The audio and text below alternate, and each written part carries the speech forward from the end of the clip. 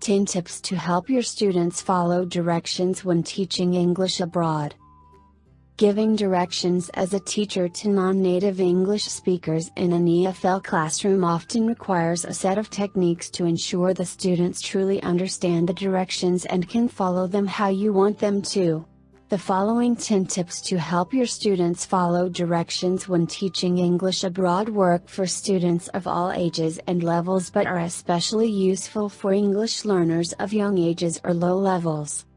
1. Ask for their attention. Before starting an activity, be sure to take some time to explain the instructions carefully to your students. This starts by making it clear that the students should now pay attention as you will give the directions. If you don't make it clear that you are about to explain an activity, some students tend to turn off their brains while you're talking. A simple "Attention everyone, I am going to give you the directions for our next activity" will go a long way, and the students know from the start that there will be an activity coming so they can get prepared for that. 2. Minimize distractions. Background noise is sometimes out of the control of a teacher, such as noise from traffic or construction outdoors. Other times, you can control the distractions in the classroom and minimize them, especially during a time when you give directions. If your students study with background music, make sure to turn it off before giving instructions.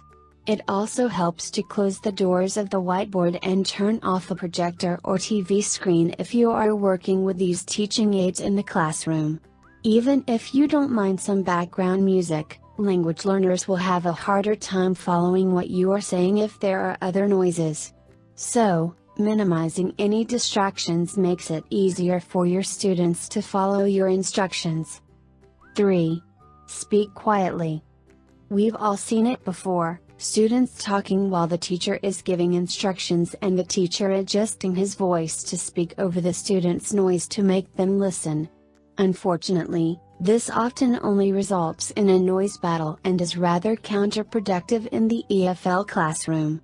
It's a much better strategy to speak in a regular or a quiet tone to make the students pay close attention to what you are saying. Of course, there can be a student or two who will still keep talking. So in that case, you can call their name and ask for attention, or put them on the spot a little, and ask them to repeat what you've just said. They likely won't know but will then keep quiet and follow your instructions. 4. Break down instructions. New teachers especially should take some time to think about the directions they are about to give to their students beforehand and make sure to break them down into a handful of steps. If there are only a few steps to your instructions, say no more than 5, students can remember them very easily. The younger the students, the fewer steps the better. The more often you do this, the more practice you will get and you will soon be able to do it without any prior preparation. 5. Number your directions. Once you've broken down your directions into steps, number them out.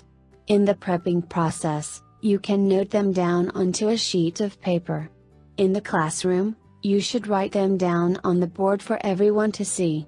You can either write the steps down as you are giving the directions or wait until the end and create the steps together with the students as a short reminder. 6. Be precise. Avoid using overly complicated words and keep your instructions short and simple. It's important here to keep to the level of the students. Also be specific in what you want them to do and what each step needs to be. Giving too many options or being too vague often results in chaos and confusion for young students. 7. Wait before repeating. It's best to always repeat the instructions at least once in a summarized version. However, studies have shown that it's best to wait between 4 and 7 seconds before repeating the directions. This gives your students time to process what you've initially said, especially because English is not their first language. 8. Don't ask "Do you understand?" A lot of teachers end their instructions by asking their students "Do you understand?" While this might seem like a great idea, in reality, it isn't very effective. Most English language students either don't understand everything you say or they simply aren't brave enough to admit that they don't understand. Therefore, asking if your students understand is usually a waste of time. What you can do instead is to ask a student to repeat the directions back to you and check for understanding that way. However, this doesn't make it clear if all of the students understand. 9. Rephrase questions. Avoid using questions when giving directions and rather rephrase so that instead of giving the students a choice to follow through or not, you are telling them to follow through. 10. Use visual reminders. Especially when you are dealing with students with a low level of English or those who struggle with auditory processing, using visual aids goes a long way. You can use pictures, visual schedules, cards, or simply add drawings to your steps when writing the directions onto the whiteboard. Are you ready to teach English abroad? Getting your students to follow directions properly is often not as easy as it seems.